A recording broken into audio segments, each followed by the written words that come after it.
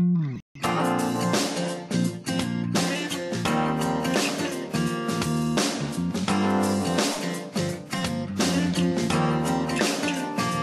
gustas tú, solo tú y nadie más. Me gusta cómo caminas, que pareces flotar. Me gustas tú y me quiero acercar. Solo espero el momento, solo una señal. No sé si tenga el valor o las palabras para que sepas lo que yo siento por ti.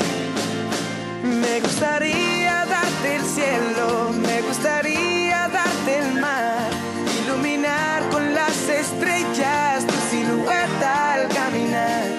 Me gustaría darte el beso que yo he guardado para ti. Me gustaría darte todo y si no existe, inventarlo solo para ti.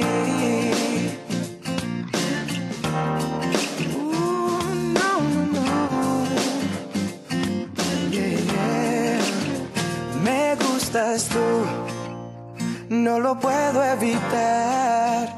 Me gusta verte de lejos, me gusta verte llegar. Y me gustas tú, en mis sueños estás. Te metiste en mi vida, no lo quise evitar. No sé si tenga el valor o las palabras para que sepas lo que yo siento por ti. Me gustaría darte el cielo, me gustaría darte el mar, iluminar con las estrellas tu silueta al caminar. Me gustaría darte el beso que yo he guardado para ti. Me gustaría darte todo y si no existe, inventarlo solo para ti. Y yo siempre imaginándome a tu lado, queriendo ser el dueño de tu amor. Oh, me gustaría darte el cielo, me gustaría darte el mar. Me gustaría darte el cielo, me gustaría darte el mar, iluminar con las estrellas tu silueta al caminar. Y me gustaría darte el beso que yo he guardado para ti. Me gustaría darte todo y si no existe, inventarlo solo para ti.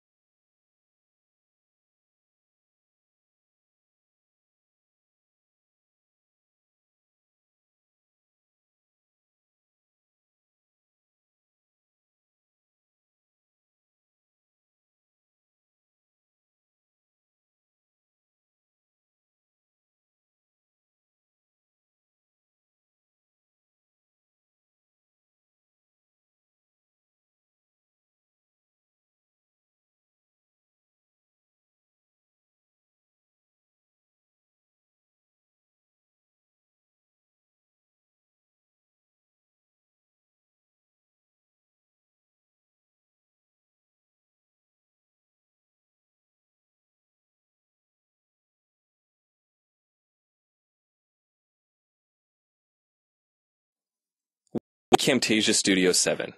If you're new to Camtasia Studio and you want to get started quickly, you're in the right place.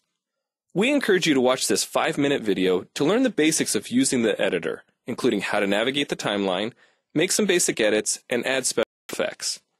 The preview window is where you see the video during playback. The playback controls are located under the preview window.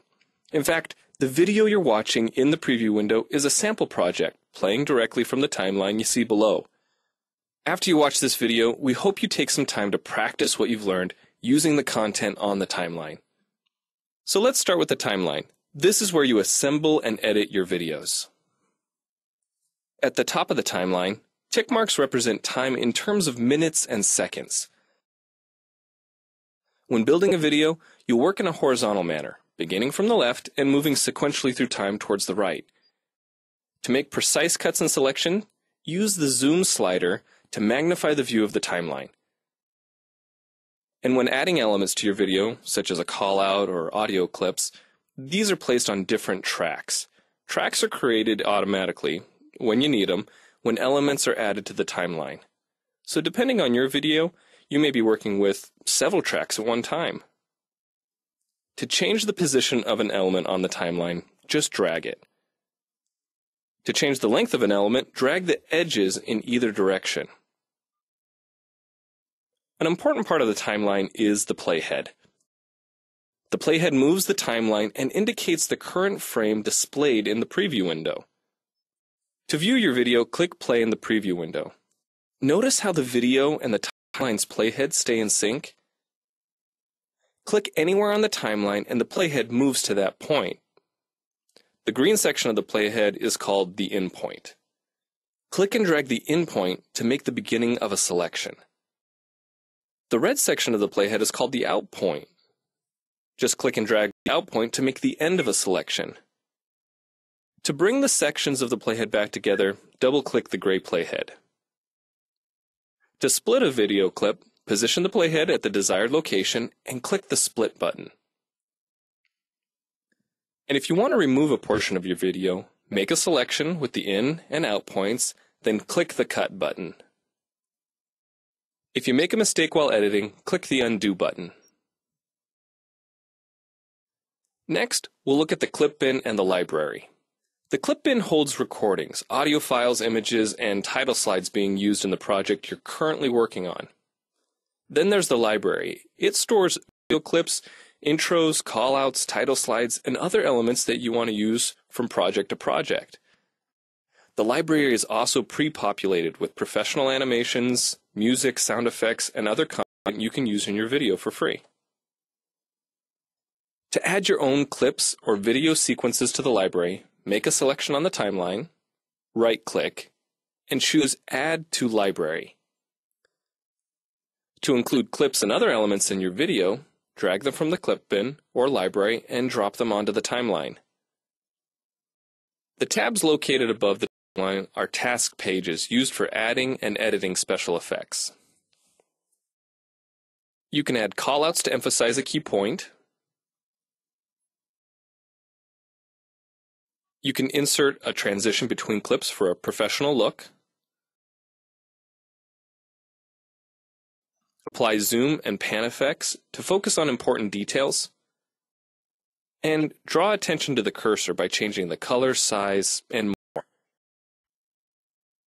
If you double-click an element on a track, the playhead moves to the beginning of that element, and its task page opens, allowing you to make edits to that element. So we've shown you a few ways you can navigate your video, but how do you get content into your video? Well, to make a new screen recording, click the Record Screen button.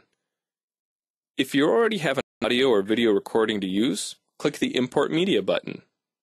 When you've made edits and added effects to your video and you're ready to share it, you need to produce the project to create a shareable video.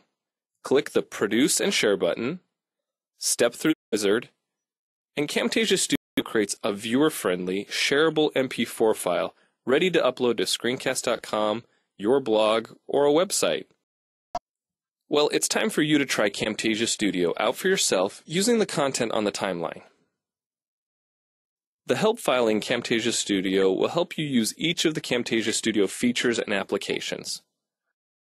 The Learning Center on TechSmith.com has in-depth video tutorials and other sample projects to download and practice with. So we hope you enjoy Camtasia Studio. And happy screencasting!